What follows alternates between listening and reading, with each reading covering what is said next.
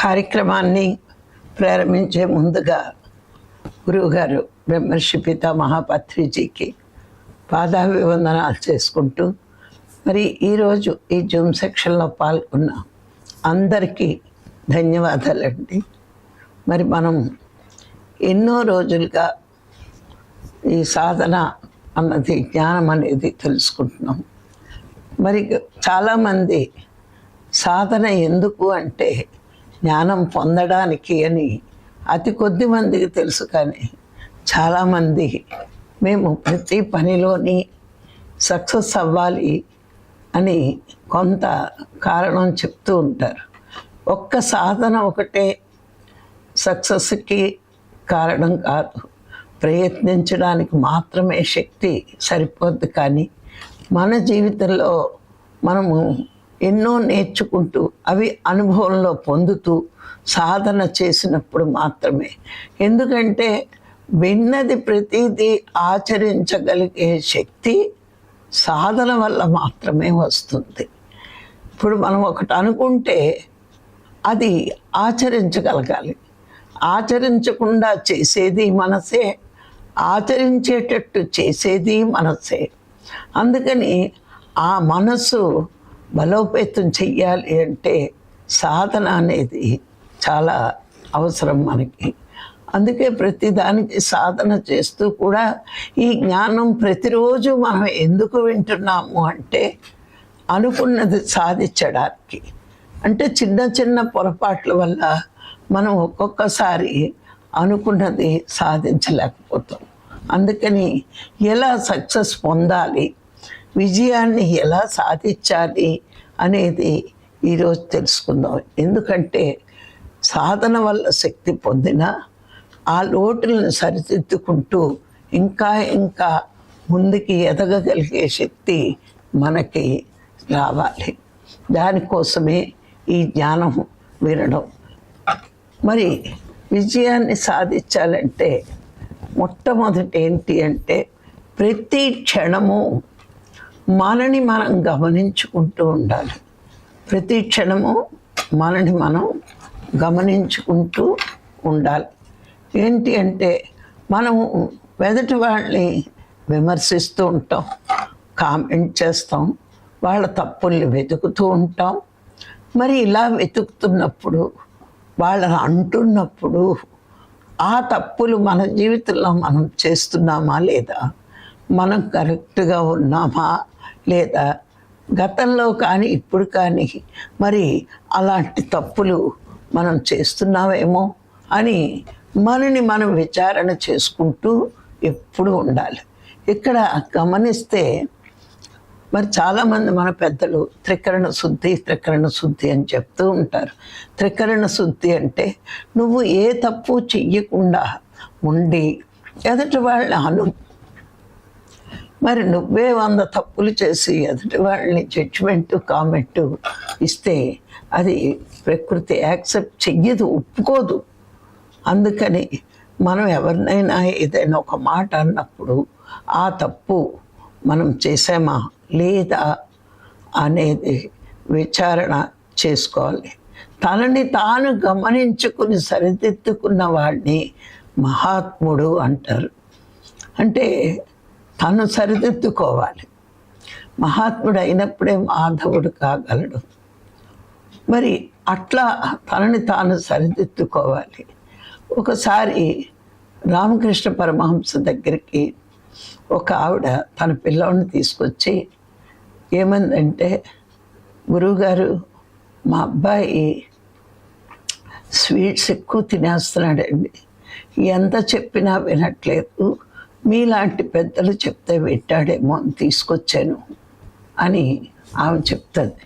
అప్పుడు సరేనమ్మా, ఒక వారం రోజుల తర్వాత రాదు, నేను చెప్తాను అని చెప్పి ఆయన పంపించేస్తాడు. వారం రోజుల తర్వాత ఆవిడ వచ్చి ఆ పిల్లోడు తీసుకొచ్చినప్పుడు, బాబు స్వీట్లు తినకు నాయన, స్వీట్లు ఎక్కువ తింటే పాడైపోతాయి నీ పళ్ళు, ఆరోగ్యం కూడా అని ఒక మాట చెప్పారు. చెప్పిన వెంటనే ఆవిడ అందంట, ఈ మాట చెప్పడానికి అప్పుడే చెప్పొచ్చు కదా గురువు గారు, వారం రోజులు ఆగి రమ్మన్నారు, ఇదేమిటి అంటట. అంటే అప్పుడు రామకృష్ణ పరమహంస అన్నారట, అమ్మ నాకు కూడా స్వీట్లు చాలా ఇష్టం, చెప్పేవచ్చు, కానీ నేను ఆచరించకుండా, నేను మానకుండా, నన్ను గురించి నేను విచారణ చేయకుండా నీకెలా చెప్తా? అందుకే ఈ వారం రోజులు నేను స్వీట్ తినకుండా ఉండగలనా లేదా అని ఆచరించి ఆ మాట నీ బాబుకు చెప్పాను అన్నట. అంటే చూడండి, మహాత్ములు వాళ్ళు ఆచరించి అది ఎదుటి వాళ్ళకి చెప్తారు. విచారణలో తన లోపాలు ఉంటే ఆ లోపాన్ని సరిచేసుకుంటూ ఎదుటివాడికి చెప్తాడు అనడానికి ఈ చిన్న ఉదాహరణ చాలు. అందుకే ఆయన అంత గొప్ప వ్యక్తి అయ్యాడు. మనం కూడా గొప్పవాళ్ళం కావాలంటే ఎదుటి వాళ్ళని విమర్శించే ముందు మనం ఆ తప్పులు చేస్తున్నామేమో అని విచారించుకుంటూ మార్పులు చేసుకుంటూ ఎదుటివాడిని అనాలి. కానీ మనమే చేస్తూ వాళ్ళని అంటే మనం గొప్పవాళ్ళం కాలేము. మరి ప్రకృతి మనల్ని గమనిస్తుంది కాబట్టి మనం ఆచరించగలిగేవే, మనం తప్పులు చెయ్యకుండా ఉంటేనే మహాత్ముడిగా మార్పు చెందగలం. ఇక రెండో పాయింట్ ఏంటి అంటే, ఎప్పుడు మన జీవితంలో ఏం జరుగుతున్నా ఒప్పుకొని తీరాలి, దానికి బాధపడకూడదు. కొంతమంది అనుకున్న సాధించలేకపోతే చాలా దుఃఖంలో ఉండిపోతారు. ఒక్కొక్కసారి పిల్లలకి అనుకున్న ర్యాంక్ రాకపోతే చాలా గట్టిగా కేకలేస్తారు. దీనికి పత్రి గారు ఒకసారి ఒక మాట చెప్పారు, పిల్లలకి 20 మార్కులే వచ్చాయనుకోండి, వెంటనే తిట్టకండి, నాన్న 20 మార్కులు, ఎంత కష్టపడితే 20 వచ్చాయి, ఇప్పుడు నీకేందో అర్థమైంది, ఇంకొంచెం కష్టపడితే నేను పాస్ అయ్యేవాడిని కదా అనేది నీకు అర్థమైంది, నెక్స్ట్ నువ్వు ఇంకొంచెం కష్టపడి పరీక్ష రాస్తే తప్పకుండా పాస్ అవుతావు అని చెప్పండి, కానీ తిట్టకండి అనేవారు. అలాగే మనం కూడా మన జీవితంలో ఏం జరుగుతున్నా దాన్ని ఒప్పుకోవాలి. ఒప్పుకుని ఆ కృషి, నెక్స్ట్ టైం, ఈసారి మనం ఫెయిల్యూర్ అయ్యాం, నెక్స్ట్ టైం ఇంకొంచెం కృషి చేసి సక్సెస్ అవ్వగలమేమో, దానికి ప్రయత్నించండి. కానీ ఇలా ఎందుకు జరిగింది అని ఎప్పుడూ దుఃఖపడుతూ కూర్చోవద్దు. విజయానికి తొలిమెట్టు అపజయమే. ఎందుకు అంటే అక్కడ మనకి ఎలా ఉండాలో తెలియక ప్రయత్నించి ఫెయిల్యూర్ అయినా ఇంకొంచెం శ్రద్ధ, ఇంకొంచెం పట్టుదల మనం ప్రయత్నిస్తే, పట్టుదల ఉండాలి, శ్రద్ధ ఉండాలి, అప్పుడు విజయం మన వెంటే ఉంటుంది.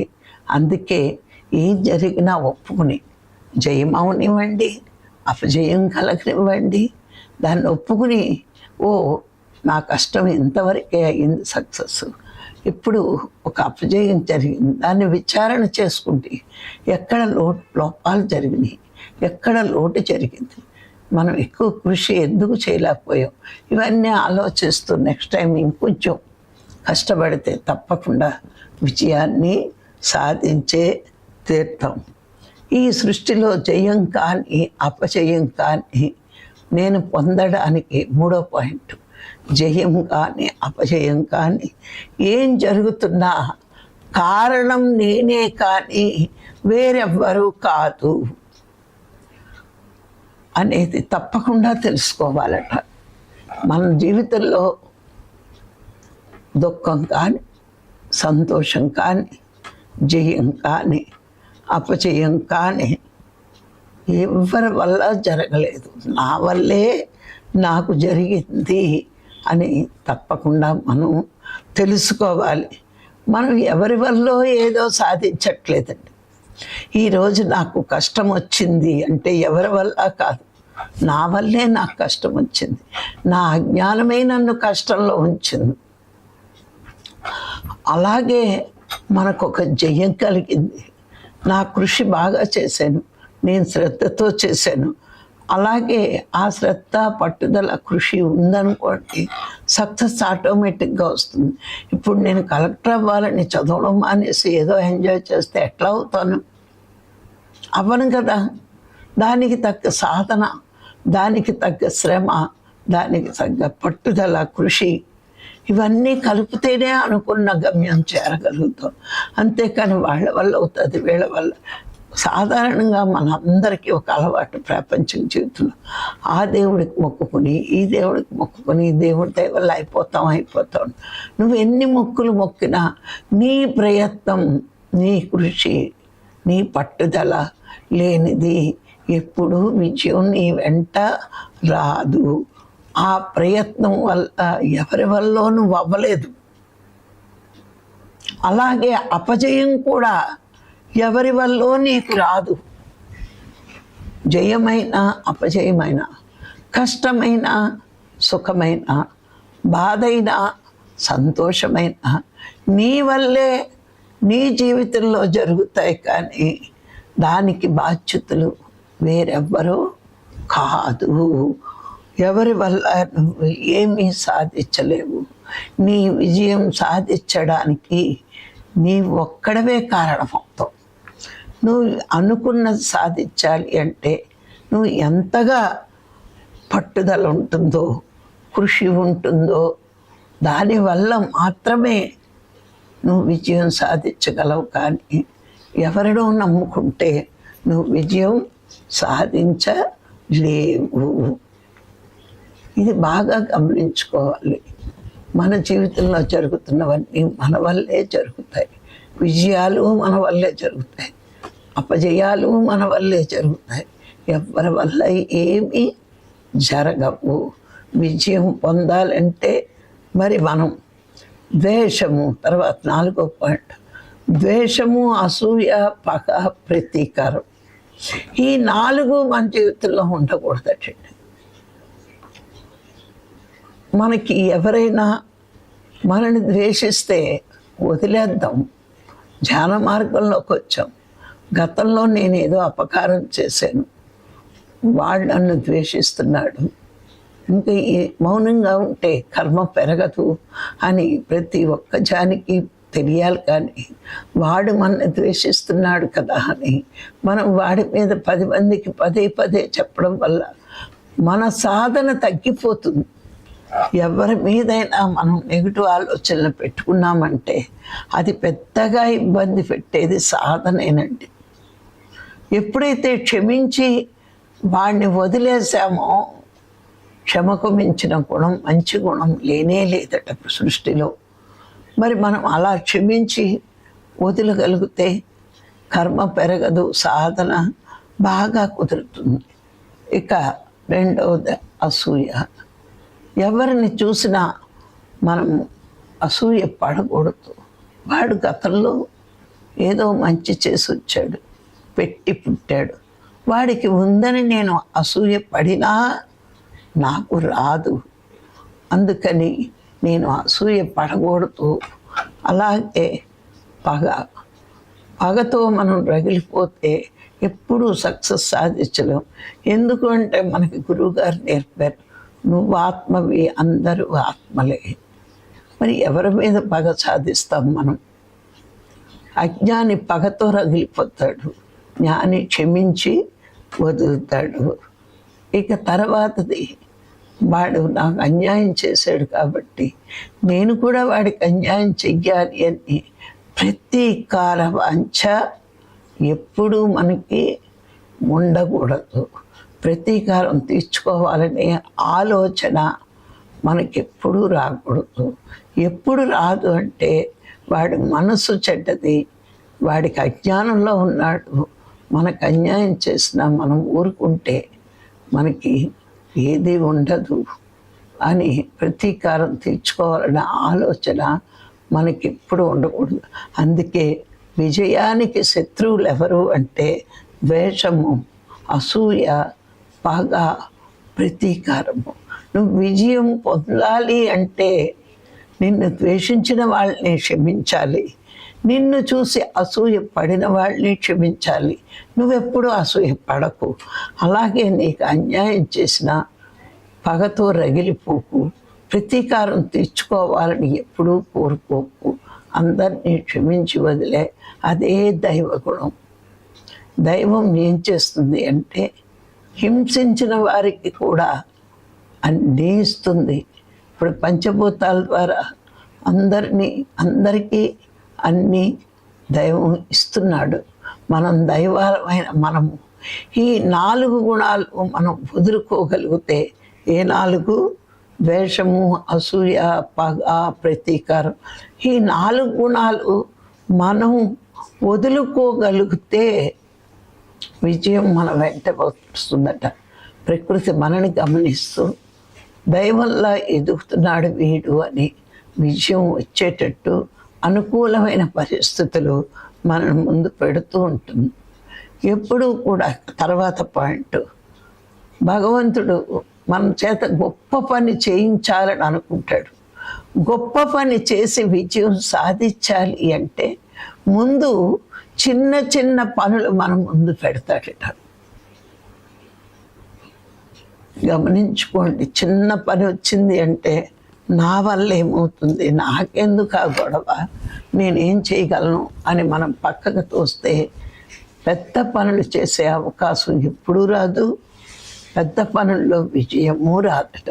నువ్వు చిన్న చిన్న పనులు పట్టుదలతో విజయం సాధిస్తే పెద్ద పెద్ద పనులు విజయం సాధించే అవకాశం వస్తుందట. అందుకే చిన్న పనులు చేయడానికి ఎప్పుడూ అశ్రద్ధ చూపకుండా, ఇప్పుడు 2వ ఎక్కం రాంది 17వ ఎక్కం ఎట్లా వస్తుందండి? ఎల్కేజీయే సరిగ్గా చదవలేనప్పుడు కాలేజీ ఎలా చదువుతావు? ఇందులో సక్సెస్ ఉంటేనే అది సక్సెస్. అట్లాగే మన జీవితంలో చిన్న చిన్న పనుల్లో విజయం సాధిస్తే గొప్ప గొప్ప పనులు చేసే అవకాశము వస్తుంది. అందులో కూడా మనం విజయం సాధించగలం. మరి ఆ విధంగా సాధించాలి అంటే మన ముందున్న చిన్న పనులు శ్రద్ధగా పట్టుదలగా చేయడం. చిన్న పనే కదా అని అశ్రద్ధగా చెయ్యకూడదండి, శ్రద్ధగా చెయ్యాలి. అప్పుడు పెద్ద పనుల్ని అవలీలగా మనం చెయ్యగలమంట. మరి తర్వాత పాయింట్, మనకి ఎన్నో సంకల్పాలు పెద్ద పెద్దవి ఉంటాయి. పెద్ద పెద్ద కోరికలు, పెద్ద పెద్ద సంకల్పాలు ఉన్నప్పుడు శ్రమ కూడా ఎక్కువే ఉంటుంది. మీరు గమనిస్తే పెద్దవి కోరుకున్నప్పుడు చాలా శ్రమ పడాలి. అలాగే వదులుకోవలసినవి కూడా చాలా ఉంటాయి. ఒక్కొక్కసారి అవి వదులుకుంటున్నాను కదా అని బాధపడకూడదు, చెల్లించకూడదు. చిన్నవి వదులుకుంటేనే పెద్దవి మన వంతు అవుతాయట. అలాగే అవరోధాలు వస్తే వాటిని కూడా అధిగమించాలి. ఎన్నో అవరోధాలు, ఒక సక్సెస్ రావాలి అంటే ఎన్నో అవరోధాలు, ఆటంకాలు మన చుట్టూరు ఉంటాయండి. ఉన్న ఈ జానులకి ఇంకా వస్తాయి పరీక్షలు. ఏంటంటే ఇవన్నీ కూడా ఒక జాని ఏ కష్టం వచ్చినా ఇది భగవంతుడు పెట్టిన పరీక్ష. ఇది దాటితేటే, చిన్న చిన్నవి దాటుతూ ఉంటే, చిన్న చిన్నవి త్యాగం చేస్తేనే శాశ్వతమైన ఆనంద స్థితిలో నేను ఉంటాను, శాశ్వతమైన భగవంతుడి దగ్గరికి చేరుకోగలను. అందుకే పెద్ద సంకల్పం నీకుంది. ఏంటి? భగవంతుడిని చేరుకోవాలి, సత్యలోకం చేరుకోవాలని ఒక పెద్ద సంకల్పం ఉంది. కానీ చిన్న చిన్న కష్టాలకు ఓర్చుకోవాలి, చిన్న చిన్న అవరోధాలని సహించాలి, భరించాలి. మరి వాటిని దాటితేనే విజయం వరిస్తుంది. మరి ఈ విధంగా మనం విజయం కావాలి అంటే మొట్టమొదటి పాయింట్ ఏం చెప్పానంటే, ప్రతి క్షణము ఎదుటి వాళ్ళని విమర్శించే ముందు మనల్ని గమనించుకుంటూ, అంతకుముందు మనం తప్పులు చేసేమేమో అని గమనించుకుంటూ విచారణ చేసుకుంటూ ఉన్నప్పుడు సక్సెస్ ముందుంటుంది. రెండో పాయింట్, మన జీవితంలో ఏది వస్తున్నా, ఏం జరుగుతున్నా స్వీకరించగలిగే శక్తి ఉండాలి. మన జీవితంలో మూడో పాయింట్, మన జీవితానికి సృష్టికర్తలం మనమే కాబట్టి మన జీవితంలో విజయాలకి మనమే కారణం. జయానికి అపజయానికి మనమే కారణం, కానీ వేరెవ్వరూ కాదు. ద్వేషము, పగ, ప్రతీకారము, మరి ద్వేషము, అసూయ, పగ, ప్రతీకారము, ఈ 4 గుణాలు విజయాన్ని సాధించిన వాడికి పరమ శత్రువులు. ఆ శత్రువుల్ని ఎప్పుడు మన దగ్గరికి రానివ్వకూడదు. అలాగే చిన్న చిన్న పనులు శ్రద్ధతో చేస్తే పెద్ద పనులు చేయడానికి అవకాశం వస్తుంది అని మనం తెలుసుకుని చిన్న పనుల్ని శ్రద్ధగా చెయ్యాలి అని మనంగా ఎప్పుడు ఆలోచిస్తూ ఉండాలి. ఇప్పుడు చిన్న పనుల్లో శ్రద్ధ లేకపోతే పెద్ద అవకాశాలు రావు. అది గమనించుకోండి. ప్రతి ఒక్కళ్ళు కూడా పెద్ద పని చేయడానికి చిన్న పనులే కారణం. ఇక ఆఖరిది, మన సంకల్పం ఎంత పెద్దదిగా గొప్పగా ఉంటుందో మన శ్రమ కూడా అంత ఉంటుంది, మన కృషి పట్టుదల అంత ఉంటుంది. అలా సాధించాలన్నప్పుడు ఎన్నో అవరోధాలు వస్తాయి, కొన్నిటిని వదులుకోవాల్సి వస్తుంది. మరి వదులుకోవాల్సి వచ్చినప్పుడు ఖచ్చితంగా బాధపడకూడదు, బెంగపడకూడదు. వదులుకోవాల్సి వస్తే వదులుకోగలగాలి. చిన్న చిన్న త్యాగాలు చెయ్యకుండా పెద్ద పెద్దవి మన దగ్గరికి రావు. ఇక్కడ ఒక ఉదాహరణ మహాత్ములు చెప్పేవారు. ఏమిటంటే, ఒక విత్తనం భూమిలో వేసినప్పుడు అది మహావృక్షం అవ్వాలంటే ఆ విత్తనంగా అది చచ్చిపోవాలట. అంటే విత్తనం ఎప్పుడు కూడా నీళ్ళు పోసాక అది రెడ్డిగా విడిపోతుంది. అందులో ఉన్న అంకురమే మొలకగా, చిన్న మొక్కగా మహావృక్షంగా అవుతుంది. నువ్వు విత్తనంగా త్యాగం చేయకపోతే మహావృక్షం అనే శాశ్వతమైన ఫలం నువ్వు అందుకోలేవు. ఇప్పుడు మనమైనా అంతే. జీవుడిగా చనిపోవాలి, దేవుడిగా ఎదగాలి. జీవుడిగా చనిపోవడం అంటే శరీరం పోగొట్టుకోవడం కాదండి. మనసు చచ్చిపోతే మహాత్ముడవుతావు. ఇంకా త్యాగబుద్ధి పెరిగినప్పుడు మహాత్ముడు అవ్వడము అంటే కొంతవరకే సాయం చేస్తాం. మాధవుడు అవ్వడం అంటే శత్రువులకు కూడా సాయం చేసే శక్తి, ఓపిక, త్యాగం మనకు వస్తాయి. అందుకే జీవుడిగా చచ్చిపో, దేవుడిగా ఎదుగు అని చెప్తారు మహాత్ములు. నువ్వు జీవుణ్ణి అనుకుంటే స్వార్థం ఉంటుంది, మరి నాకే అన్నీ కావాలి అని ఉంటుంది. నా వాళ్ళే సుఖపడాలి అనుకుంటావు, బంధాలకు కట్టుబడి ఉంటావు. దేవుడిగా ఎదుగుతున్నప్పుడు త్యాగబుద్ధి ఉంటుంది, అందరికీ ఇవ్వడము ఉంటుంది. మరి అక్కడ బంధాలకి అతీతంగా మనం ఉంటాం. అంటే నా వాడికే చెయ్యాలి అనుకోవడం బంధం, అందరూ నా వాళ్ళే అనుకోవడం గొప్ప పెద్ద మనసు, త్యాగం. మరి ఇవన్నీ నా వాళ్ళు అనుకున్నప్పుడే మన శ్రమ కానీ, మన డబ్బు కానీ, మన శక్తిని కానీ అన్నీ ఖర్చు పెడతాం. అది గొప్ప త్యాగం. మరి ఈ విధంగా జీవితంలో మనకి విజయం సాధించాలి అంటే మొట్టమొదటిది విచారణ, మనల్ని మనం గమనించుకోవడం అంటే విచారణ. ఇక రెండవది అన్నిటినీ ఒప్పుకోవాలి అంటే యాక్సెప్టెన్సీ. మరి నా జీవితానికి నేనే సృష్టికర్తనని పత్రి గారు చెప్పారు. మరి ఈ అసూయ, ద్వేషం, పగ, ప్రతీకారాలు శత్రుత్వ భావన పెంచేవి. అవి మనకెవరి మీద శత్రుత్వం ఉండకూడదు. అంటే అందరూ ఆత్మలే అని నీ హృదయంలో నాటుకున్నప్పుడు ఎవరిపైనా అలాంటివి ఉండవు. మరి చిన్న చిన్నవి పరిగణలోకి తెచ్చుకుని శ్రద్ధగా చేస్తే పెద్ద కార్యాలు చేసే శక్తి వస్తుంది. మరి మన సంకల్పం పెద్దగా ఉన్నప్పుడు అవరోధాలు వస్తాయి, త్యాగం చేసి కొన్ని వదులుకోవాల్సి వస్తుంది. ఇవన్నీ ఆచరణలో పెట్టుకుంటేనే మనం విజయం సాధిస్తాం. ఊరికే సక్సెస్ రావు. మహాత్ములు విజయం సాధించారు అంటే వాళ్ళ జీవితంలో ఎన్ని త్యాగాలు చేశారు, ఎన్ని బాధలు పడ్డారు, ఎన్ని అవమానాలు పడ్డారు. అన్నీ పడితేనే వాళ్ళు గొప్పవాళ్ళు కాగలిగారు. మనం కూడా గొప్పవాళ్ళ చరిత్రలు పరిశీలిస్తే వాళ్ళ కష్టం ముందు మన కష్టం ఏ పాటిది, వాళ్ళ త్యాగం ముందు మన త్యాగం ఏ పాటిది. వాళ్ళు ఎన్నో అవరోధాలు ఎదుర్కొన్నారు, మనం చాలా హాయిగా ఉన్నాం. ఇప్పుడు చూడండి, ఒక శంకరాచార్యులు కానీ ఒక బుద్ధుడు కానీ జ్ఞాన ప్రచారం చేసినప్పుడు కాలినడకన బయలుదేరి వెళ్ళారు. ఎంతో దూరం వెళ్ళి ఆ జ్ఞానం బోధించాలి ఎందుకు అనుకున్నారు వాళ్ళు?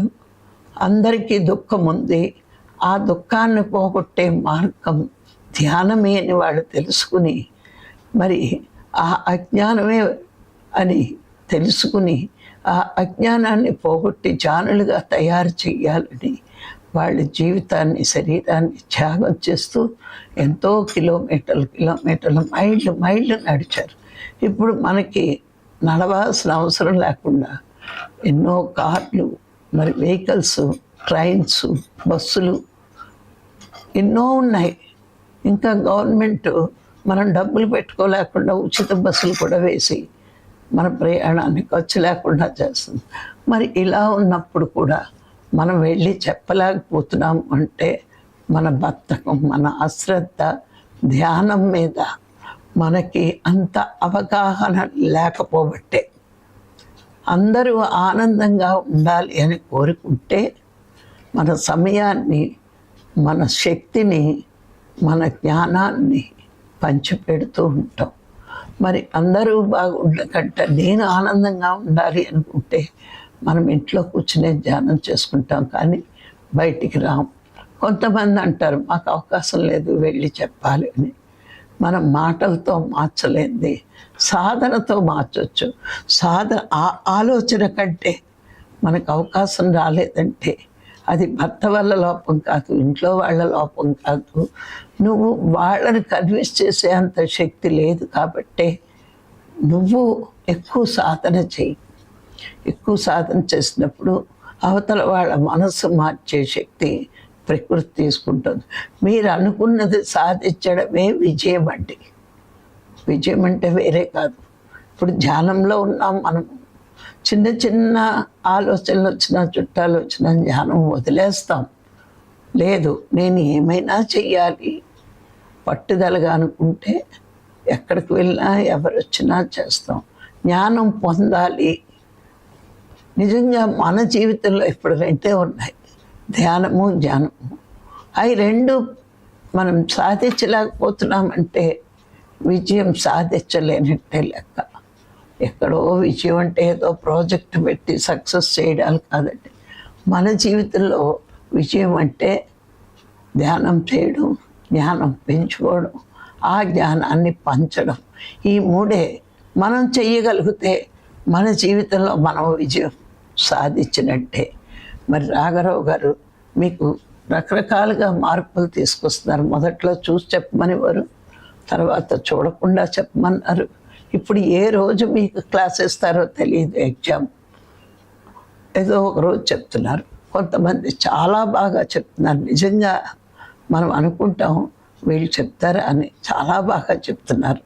ఊహించిన దాని మీద చాలా చాలా బాగా చెప్తున్నారంటే వాళ్ళ పని మీద వాళ్ళకి ఎంత శ్రద్ధ ఉందో, గురువు మాట మీద ఎంత శ్రద్ధ పెట్టారో మాకు వింటే అర్థమవుతుంది. మరి ఆ విధంగా విజయం సాధించాలి అంటే ఇవన్నీ మన జీవితంలో ఆచరణలో పెట్టుకుంటూ సాధన చేస్తూ మన లక్ష్యాన్ని మనం చేరుకోగలగాలి. విజయం అంటే ప్రతి మానవుడిలో విజయం ఎప్పుడు వస్తుంది అంటే తాను ఆత్మదర్శనం పొందిన రోజుని, అందరినీ ఆ మార్గంలోకి తీసుకువెళ్ళిన రోజుని మానవ జీవితానికి విజయం సాధించినట్టేనండి. మరి ఈ అవకాశం ఇచ్చిన మీ అందరికీ మరొక్కసారి ధన్యవాదాలు. Thank you.